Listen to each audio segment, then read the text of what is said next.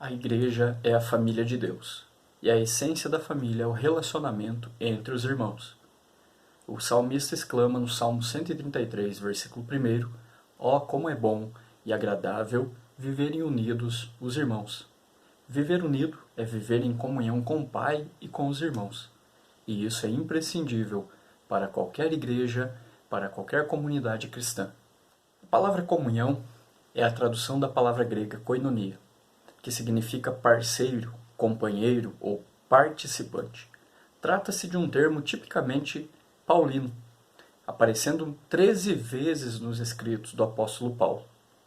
Diz um escritor que a comunhão tem a ver com aquela relação pessoal que os cristãos gozam com Deus e uns com os outros, em virtude de serem unidos a Jesus. Quem estabeleceu essa relação foi o Espírito Santo, que habita em todo cristão, unindo-o a Cristo e a todos os que são de Cristo. Essa relação se expressa de diversas maneiras, entre as quais compartilhar bens materiais, cooperar na obra do Evangelho e manter a unidade e o amor entre os cristãos. A comunhão cristã tem algumas características principais: a comunhão espiritual, ou a dedicação de um tempo para orar, estudar a Bíblia, adorar e partir o pão juntos, compartilhar as necessidades materiais uns dos outros, cooperação na obra missionária, união e unidade quanto aos alvos e propósitos espirituais. A palavra mutualidade não existe na Bíblia. É um termo da língua portuguesa para descrever o dever que cada crente tem para com o outro, enquanto membro da família de Deus. Mutualidade origina-se da expressão bíblica uns para com os outros, encontrada no texto que leremos a seguir, Romanos, capítulo 12, versículos 1 a 5.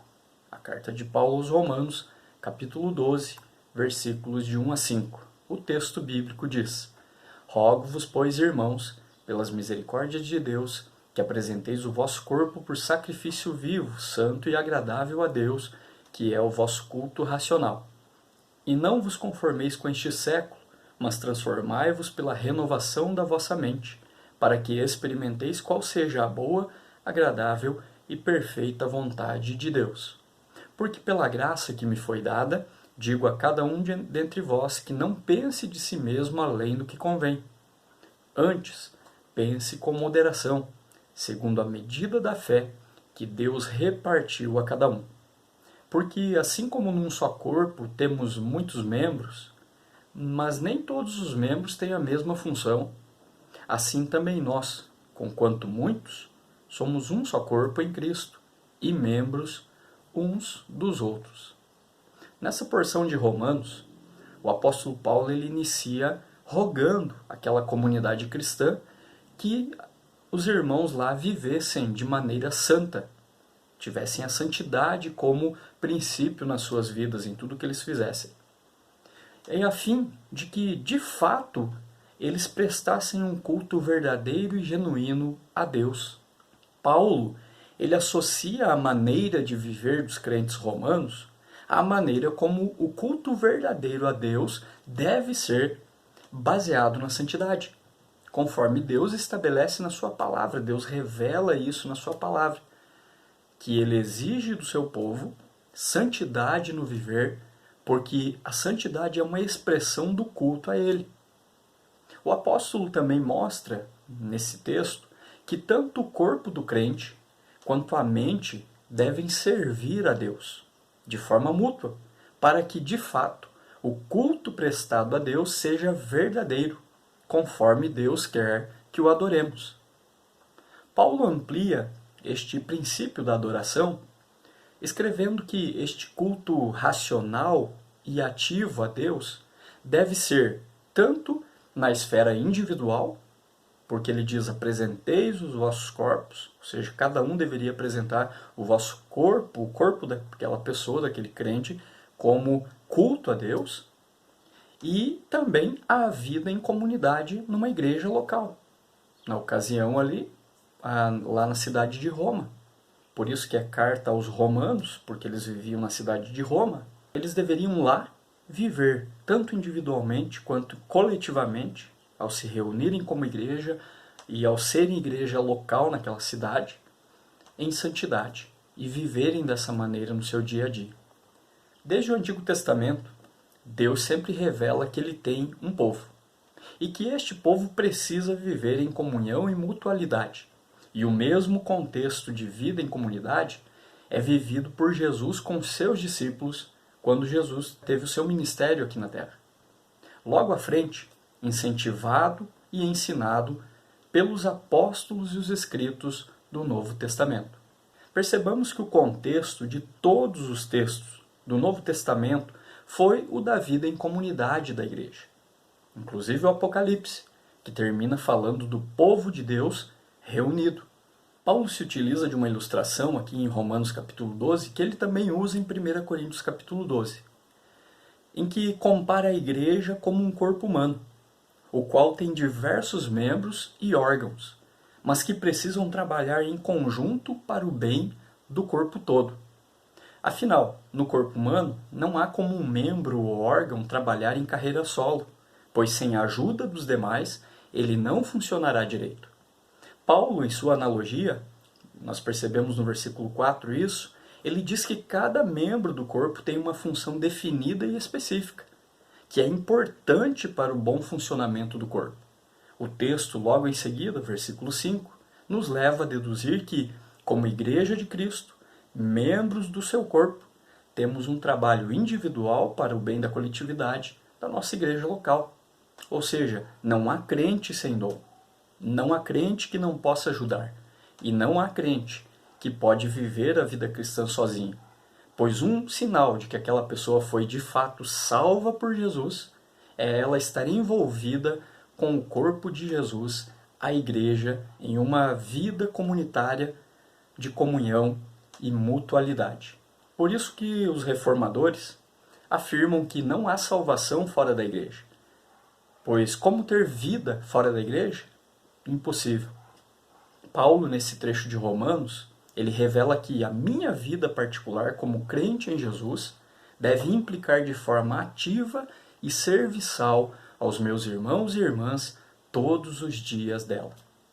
Paulo diz, conquanto muitos, somos um só corpo em Cristo e membros uns dos outros.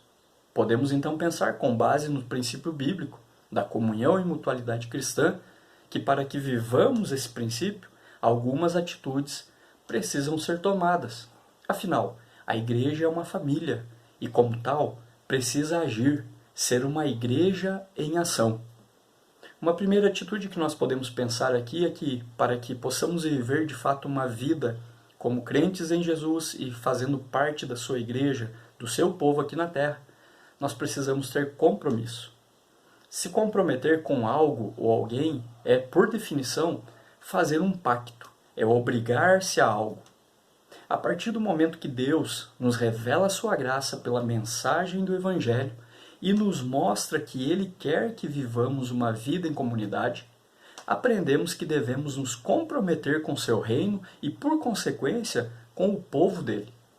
Esse comprometimento envolverá toda a minha vida, com tudo que eu sou e o que tenho, como sendo um compromisso que assumo diante de Deus. Logo, Ele é quem estabelece a forma como eu devo me comprometer dessa maneira. Esse comprometimento revela que de fato compreendi e tenho aprendido a compreender a cada dia a importância que devo dar à minha igreja local, como povo de Deus, na cidade onde eu moro. Uma outra atitude é tempo. Como me comprometer se eu não tenho tempo? Essa talvez seja uma das desculpas, eu diria uma desculpa esfarrapada que a gente às vezes arranja para dizer assim, eu não tenho tempo, eu não tenho tempo. Mas a verdade é que arranjamos tanto tempo para tantas outras coisas que julgamos importantes que podemos pecar sim em negligenciar essa área da nossa vida que é ter tempo com os meus irmãos e irmãs. Para não dar o valor e o tempo devido à minha igreja local, eu posso arranjar várias desculpas e acabar por terminar, quem sabe, a semana toda, sem ao menos me preocupar se eu tenho irmãos e irmãs que precisam do meu serviço e dos meus dons. Já parou para pensar nisso?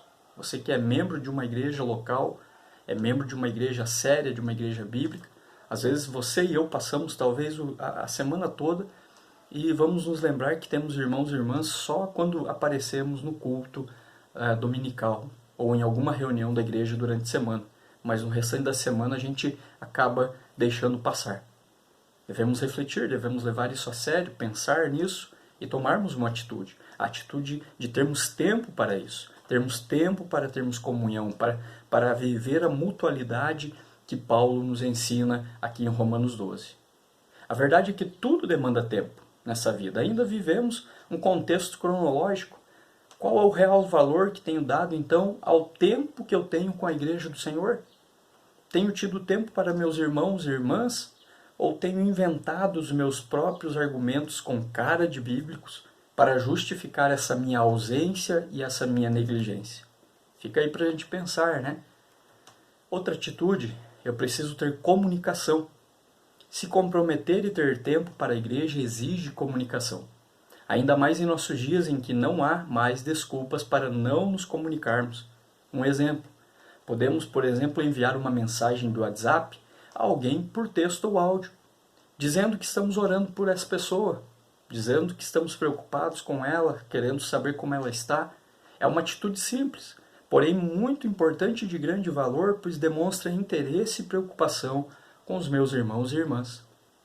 Podemos às vezes passar a vida toda dentro de uma comunidade, dentro de uma igreja, e pasmem, não sabermos o nome dos nossos irmãos e irmãs, e isso é no mínimo estranho para uma pessoa que se diz cristão. Precisamos pensar nisso, precisamos nos comunicar, foi isso que Deus fez desde o início com o ser humano. Ele deu a sua palavra, ele se comunicava com Adão e Eva, ele se comunica conosco por meio da Bíblia Sagrada.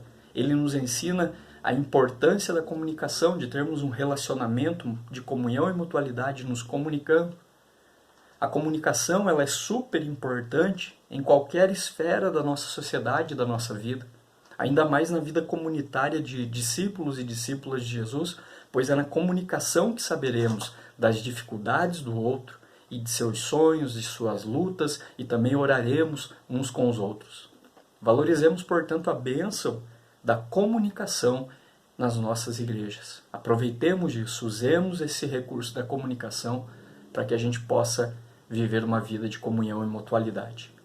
Uma outra atitude, eu chamaria de resolução. Como uma família, membros do mesmo corpo, a igreja também passa por crises e problemas, muitas vezes relacionais. Por vezes eu não vou concordar com algo que um irmão faz, pense ou viva.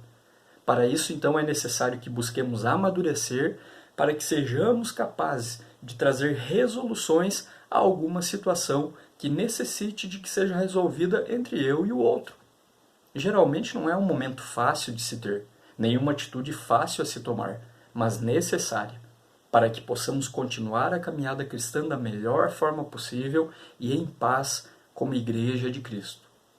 Logo, para que as crises relacionais sejam resolvidas, tenham uma resolução, é necessário que haja a soma de todas as atitudes que nós já pensamos anteriormente, para que o corpo seja saudável e ativo, e isso é imprescindível, que todos os membros estejam trabalhando juntos para o bem comum. Precisamos então combater a crise de comunhão que existe em nossas igrejas. O remédio para essa crise é a prática da mutualidade. Isso é, todos os irmãos envolvidos em servir uns aos outros, todos participando de modo feliz e eficiente dos ministérios coletivos da igreja, cada cristão praticando seu próprio dom individual e espiritual. A atração de uma igreja está também na maneira como os irmãos se relacionam.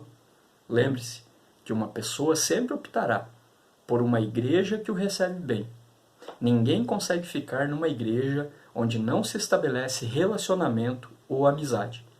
E essas coisas só podem ser formadas, só podem ser possíveis quando de fato há comunhão e mutualidade. Foi assim que Jesus se relacionou com seus discípulos. É assim que Jesus, por meio dos escritores bíblicos, nos ensina que nós devemos viver como igreja dele, sendo membros uns dos outros.